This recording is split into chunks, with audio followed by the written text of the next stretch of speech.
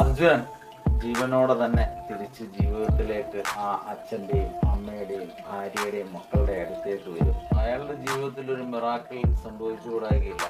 Hello guys, എല്ലാവർക്കും പുതിയൊരു വീഡിയോയിലേക്ക് സ്വാഗതം. അപ്പോൾ തമ്പനയിൽ കണ്ടപ്പോൾ തന്നെ എല്ലാവർക്കും മനസ്സിലായിട്ടുണ്ടാവൂലേ, നമ്മുടെ കോഴിക്കോടുള്ള അർജുൻ എന്ന് പറയുന്ന ഒരു ചെറുപ്പക്കാരൻ കർണാടക ഷിരൂർ എന്ന് പറയുന്ന സ്ഥലത്ത് മണ്ണിടിച്ചിലുണ്ടായി. ആ ഒരു സംഭവ സ്ഥലത്ത് കാണാതായി. ലോറിയും അർജുനെയും കാണാതായി. തിരച്ചിലും കാര്യങ്ങളൊക്കെ നല്ല രീതിയിൽ അവിടെ നടന്നു. പക്ഷെ അർജുനെ കണ്ടെത്താനായില്ല. അർജുൻ്റെ ആ ഒരു ലോറി കണ്ടെത്തി, പക്ഷേ അത് നദിയിലായിരുന്നു. അത് പിന്നീട് അവിടെ ഒന്നും ചെയ്യാൻ നടന്നിട്ടില്ല. കാരണം ആ ഒരു ലോറി ആ ഒരു നദിയിൽ നിന്ന് എടുക്കാനോ ഒന്നും എന്താ പറയുക, അതിനൊന്നും സാധിച്ചിട്ടില്ല. അപ്പോൾ നമുക്ക് എല്ലാവർക്കും അറിയാം, കഴിഞ്ഞ ഒരു 10-20 ദിവസത്തിന് മേളിലായിട്ടുണ്ടാവും ഇപ്പോൾ അർജുനെ കാണാതായിട്ടും അർജുൻ്റെ ഒരു വിവരവും കിട്ടാതായിട്ടും ഒക്കെ ഏകദേശം 10-20 ദിവസത്തിന് മേളിലായിട്ടുണ്ടാവാം. അപ്പോൾ അവിടെ തെരച്ചിലും കാര്യങ്ങളൊക്കെ നടന്നപ്പോൾ നമ്മളെല്ലാവരും ഒരുപാട് പ്രതീക്ഷയിലായിരുന്നു. അർജുനെ തിരിച്ച് കിട്ടും, അർജുന് എന്താ പറയുക, ജീവനോടെ തന്നെ തിരിച്ച് കിട്ടുമെന്നുള്ള ഒരുപാട് പ്രതീക്ഷയിലായിരുന്നു അർജുൻ്റെ കുടുംബവും.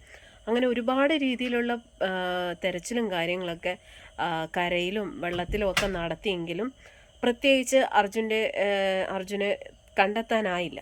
അപ്പോൾ ഈ ഒരു സംഭവങ്ങളൊക്കെ നടക്കുമ്പോൾ തന്നെ ഒരു ജ്യോത്സ്യൻ, അദ്ദേഹത്തിൻ്റെ പേര് മുരാരി എന്ന്, പുള്ളിയുടെ പേര് ഞാൻ താഴെ കൊടുക്കാം, മുരാരി തന്ത്രികൾ എന്നാണ്. അത്യാവശ്യം പേര് കേട്ടൊരു ജ്യോത്സ്യൻ തന്നെയാണ്. അദ്ദേഹം പറഞ്ഞിരുന്നു അർജുൻ മരിച്ചിട്ടില്ല, അർജുനെ തിരിച്ച് കിട്ടും, എന്താ പറയുക, അർജുൻ്റെ വണ്ടിയും അതുപോലെ അർജുനുമുള്ള സ്ഥലം ഇന്നതാണെന്നൊക്കെ പറഞ്ഞിട്ട് അന്നേരമൊക്കെ പുള്ളി കുറേയധികം പ്രവചനങ്ങളൊക്കെ നടത്തിയിരുന്നു. ഇപ്പം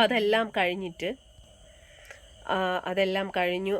അർജുൻ്റെ ആ ഒരു ഇഷ്യൂ നടന്ന സമയത്ത് തന്നെയായിരുന്നു, ആ ഒരു തെരച്ചിലും കാര്യങ്ങളൊക്കെ നടക്കുന്ന സമയത്താണ് നമ്മുടെ വയനാട് ആ ഒരു ദുരന്തം ഉണ്ടായത്.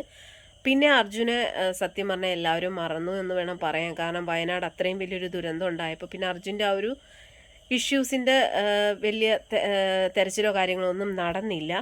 പക്ഷേ ഇപ്പോഴും എന്താ പറയുക, കഴിഞ്ഞ ദിവസം അവിടെ നിന്ന് ഒരു മൃതദേഹം കിട്ടി. അതായത് കർണാടകയിൽ നിന്നൊരു മൃതദേഹം കിട്ടി, ഒരു ആണിൻ്റേതായിരുന്നു. അപ്പോൾ അതിൻ്റെ ടെസ്റ്റുകളും കാര്യങ്ങളൊക്കെ നടത്തിയപ്പോൾ അത് അർജുനല്ല. അപ്പോൾ സത്യം പറഞ്ഞാൽ വീണ്ടും ചെറിയ രീതിയിലുള്ളൊരു പ്രതീക്ഷ എല്ലാവരുടെയും മനസ്സിലുണ്ടായി. അതുപോലെ തന്നെ അർജുൻ്റെ വീട്ടുകാരാണെങ്കിൽ പോലും എന്താ പറയുക, അവർ വല്ലാത്തൊരവസ്ഥയിൽ തന്നെയാണ്. അപ്പോൾ അതായത് ഈ ജ്യോത്സ്യൻ വീണ്ടും ഇപ്പോഴും പറയുന്നത് അർജുൻ തിരിച്ചു വരുമെന്ന് തന്നെയാണ്. അദ്ദേഹം നല്ല ഉറപ്പിച്ച് പറയുകയാണ്, അർജുൻ തിരിച്ചു വരും, ഒരത്ഭുതം സംഭവിക്കുമെന്നാണ് അദ്ദേഹം പറയുന്നത്.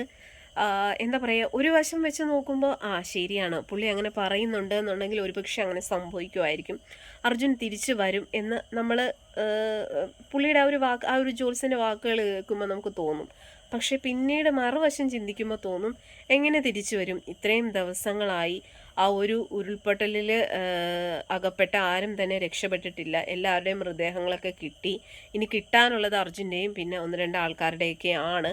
അപ്പോൾ അർജുൻ തിരിച്ചു വരില്ല, മരിച്ചിട്ടുണ്ടാവുമെന്ന് നമ്മുടെ മനസ്സിൽ ഉണ്ട്. പക്ഷേ ഈ ഒരു ജ്യോത്സ്യൻ പറയുന്നു ഒരത്ഭുതം സംഭവിക്കും, അർജുൻ തിരിച്ചു വരുമെന്നാണ് പുള്ളി പറയുന്നത്. എന്തായാലും അദ്ദേഹം പറയുന്നത് ഇതുവരെ ആ ഒരു ജ്യോത്സ്യൻ പറഞ്ഞ കാര്യങ്ങളെല്ലാം അതേപോലെ നടന്നിട്ടുണ്ടെന്നാണ് പറയുന്നത്.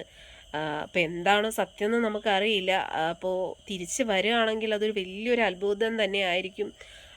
അങ്ങനെ വരാൻ നമ്മളും പ്രാർത്ഥിക്കുകയാണ്. കാരണം ഒരു അത്ഭുതം സംഭവിക്കട്ടെ.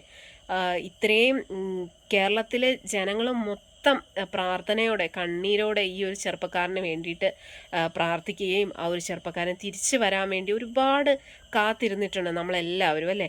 അപ്പം എന്തായാലും അർജുൻ തിരിച്ചു വരുമായിരിക്കും എന്നുള്ളൊരു പ്രതീക്ഷ ഇപ്പോൾ ഈ ഒരു ജ്യോത്സ്യൻ്റെ ഈ ഒരു വാക്കുകളിലൂടെ കേട്ടപ്പോഴത്തേക്കും തോന്നുന്നുണ്ട്. ചിലപ്പോൾ ഈ ഒരു വീഡിയോ കാണുന്നവർക്ക് തോന്നും, ഇപ്പോഴത്തെ കാലത്ത് ജ്യോത്സ്യൻ്റെയൊക്കെ വാക്കുകൾ ആരെങ്കിലും വിശ്വസിക്കും, അവരൊക്കെ പൈസയ്ക്ക് വേണ്ടിയിട്ട് ഓരോന്നും പറയുന്നതല്ലേ എന്ന് വിചാരിക്കും.